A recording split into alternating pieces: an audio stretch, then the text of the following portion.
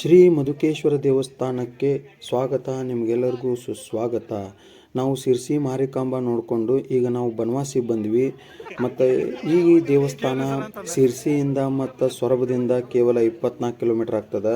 ನೀವು ಈ ಸೈಡ್ ಏನಾರ ಬಂದ್ರೆ, ಶಿರ್ಸಿ ಸೊರಬ ಸೈಡ್ ಬಂದ್ರೆ ತಪ್ಪದೆ ಮಧುಕೇಶ್ವರ ದೇವಸ್ಥಾನನ ನೋಡ್ಕೊಂಡು ಹೋಗ್ರಿ. ಸರಿಸುಮಾರು 1500 ವರ್ಷಗಳ ಇತಿಹಾಸ ಹೊಂದಿರುವ ದೇವಸ್ಥಾನ ಇದು. ಕದಂಬರು, ಚಾಲುಕ್ಯರು ಮತ್ತು ಹೊಯ್ಸಳರು ಇದ್ದ ಕಾಲದೊಳಗೆ ನಿರ್ಮಾಣಗೊಂಡ ದೇವಸ್ಥಾನ ಇದೆ. ಆಗಿನ ಅಮರಶಿಲ್ಪಿ ಜಕಣಾಚಾರ್ಯರು ಈ ದೇವಸ್ಥಾನನ ಕೆತ್ತನೆ ಮಾಡಿದಾರಂತ ಹೇಳ್ತಾರೆ.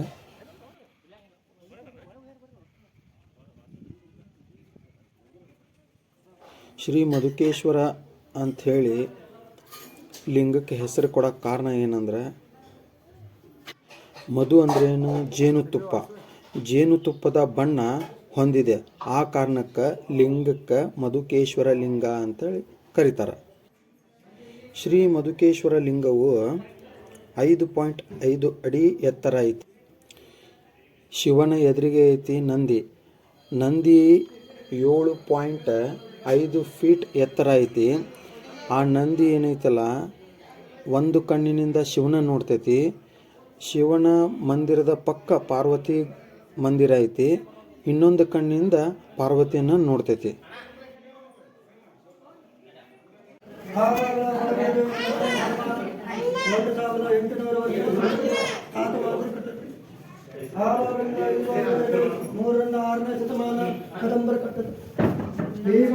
ಹೊರಗಡೆದು 10 ರಿಂದ 12ನೇ ಶತಮಾನ ಬಾದಾಮಿ ತಾಲೂಕರು ಕಟ್ಟದು. ಈಶ್ವರಿಂದ ಹಿಡಿದು ನಂದಿವರೆಗೂ 5 ಮಂಟಪ, 1 ನರಕ ಮಂಟಪ, 2 ಸಂಕಲ್ಪ ಮಂಟಪ, 3 ಸಭಾ ಮಂಟಪ, 4 ನೃತ್ಯ ಮಂಟಪ, 5 ನಂದಿ ಮಂಟಪ. 5 ಮಂಟಪಗಳು. ಬಸವಣ್ಣ ನೋಡಿ 7.5 ಅಡಿ ಎತ್ತರ, 7.5. ಅವನ ಮುಖ ನೋಡಿ ಸ್ವಲ್ಪ ತ್ರಾಸು. ಬಲಗಣ್ಣು ಪಾರ್ವತಿ ನೋಡ್ತಾನೆ, ಎಡಗಣ್ಣು ಪರಮೇಶ್ವರ ನೋಡ್ತಾನೆ. ನಾವೆಲ್ಲರೂ ಪಾರ್ಟಿ ಬಿಡಿದ್ರೆ ಒಂದೇ ಕಣ್ಣು ಮಾತ್ರ ಕೊಡುತ್ತೆ ಇರುತ್ತೆ. ಹಾಗೂ ಮಧ್ಯದಲ್ಲಿ ಒಂದು ರೌಂಡ್ ನೋಡಿ ಮಾಯಾದೇವರು ನೃತ್ಯ ಮಾಡಿದ್ದಾರೆ. ಮೊದಲ ಬಾರಿಸಿದ್ದು ಅಲ್ಲಮ್ಮ ಪ್ರಭು. ಆ 4 ಕಂಬದಲ್ಲಿ 1 ಕೈ ಮಾಡಿದ್ರೆ 2 ಕಾಣುತ್ತೆ, 2 ಕೈ ಮಾಡಿದ್ರೆ 4 ಕಾಣುತ್ತೆ, ಡಬಲ್. ಈಗೂ ಕಾಣುತ್ತೆ ಇರುತ್ತೆ. ನೀವೆಲ್ಲರಲ್ಲೇ ಇಟ್ಕೊಳ್ಬೇಕು. ಸ್ವಲ್ಪ ಇಟ್ಟಬೇಕು. ಇದು ತ್ರಿಲೋಕ ಮಂಟಪ.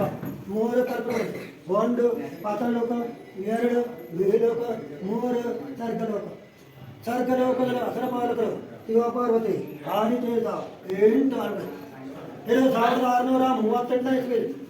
ಪ್ರತಿ ಹುಣ್ಣಿಮೆಗೆ ಸಾಯಂಕಾಲ ಸಿಂಹಾಸನ ಪೂಜೆ ಮತ್ತು ಈ ಗಂಟೆ ನೋಡಿ ಎಲ್ಲ ದೇವಸ್ಥಾನಕ್ಕೆ ಹೋದ್ರೆ 1 ಗಂಟೆ ಹೊಡೆದ್ರೆ ಓಂ ಅಂತ ಬರ್ತದೆ. ಈ ಗಂಟೆ ಹೊಡೆ 1 ತರ ಹೊಡೆದ್ರೆ 1 ನಿಮಿಷ ಓಂ ಅಂತ ಹೇಳ್ತಿರ್ತಾರೆ.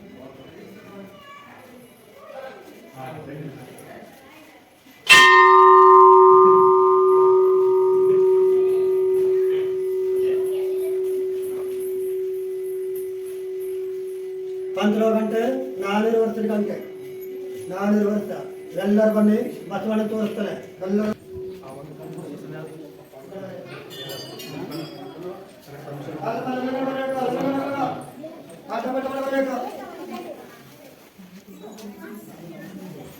ಇದು ಪಾರ್ವತಿ ದೇವಿ ಪ್ರತಿ ವರ್ಷ ನವರಾತ್ರಿಯಲ್ಲಿ 9 ಅಲಂಕಾರ ಮಾಡ್ತಾರೆ. ಆ ಕಡೆ ಉಮಾಮಂಡೇಶ್ವರ, ಈ ಕಡೆ ಪಾರ್ವತಿ. ಬಸವಣ್ಣ ಬಲಗಣ್ಣಿಂದ ಈ ತಿಂಡಿಗೆ ಪಾರ್ವತಿ ಮಾಡ್ತಾನೆ. ಆದರೆ ಈ ಥರ ನಿಮ್ಮನ್ನು ನೋಡ್ಲಿಕ್ಕೆ ಯಾವ ಇರೋದು ಸಿಗಲ್ಲ. ಎಲ್ಲರೂ ನೋಡಿದವರು ಇವರು ಹೋದ್ಮೇಲೆ ಪರಿಚಯದವ್ರಿಗೆ ಹೇಳಬೇಕು. ದನಕರು ನೋಡ್ಕೊಳ್ಳ ನೆನಪಾಗ್ತಾರ. ಈಗ ನಿಮಗೆ ಕಾಣೋದು ಬರೇ ಬಸವಣ್ಣ ಕಣ್ಣಟ್ಟ, ಮತ್ತೇನು ಕಾಣಲ್ಲ. ಎಲ್ಲರೂ ಈ ಕಡೆ ಬನ್ನಿ. ಅಲ್ಲಿ ನೋಡಿ, ಅಲ್ಲಿ ನೋಡಿ, ನಿಮ್ಮನ್ನು ನೋಡ್ತಾರೆ ಬಸವಣ್ಣ. ಅಲ್ಲಿ ನೋಡಿ ಮುಂದೆ ಇಲ್ಲ, ಒಂದೇ ಒಂದು ಕಣ್ಣು ಪಾರ್ವತಿ.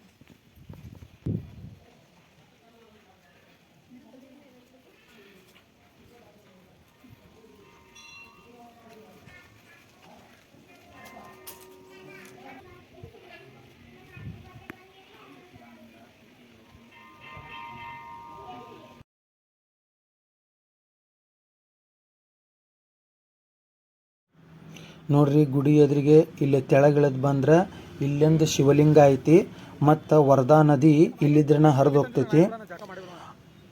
ನೋಡ್ರಿ ಇದು ಮಳೆಗಾಲದಾಗ ಇದೇನೂ ನಮಗೆ ಕಾಣಂಗಿಲ್ಲ, ಅಷ್ಟು ನೀರು ತುಂಬಿಕೊಂಡಿರ್ತೈತಿ. ಇದು ವರ್ಧಾ ನದಿ. ನಾ ಕೊಟ್ಟಿರೋ ಮಾಹಿತಿ ಮತ್ತು ನನ್ನ ವಿಡಿಯೋ ನಿಮ್ಗೆಲ್ಲರಿಗೂ ಇಷ್ಟ ಆಗೈತಿ ಅಂತ ಅನ್ಕೊತೀನಿ. ಹಾಗೆ ನನ್ನ ವಿಡಿಯೋನ ಲೈಕ್ ಮಾಡಿ, ಶೇರ್ ಮಾಡಿ, ಸಬ್ಸ್ಕ್ರೈಬ್ ಮಾಡಿ, ಹಾಗೆ ಫೇಸ್ಬುಕ್ ಪೇಜ್ನ ಫಾಲೋ ಮಾಡಿ. ಮತ್ತೆ ಮುಂದಿನ ವಿಡಿಯೋದಲ್ಲಿ ಸಿಗೋಣ. ಧನ್ಯವಾದಗಳು.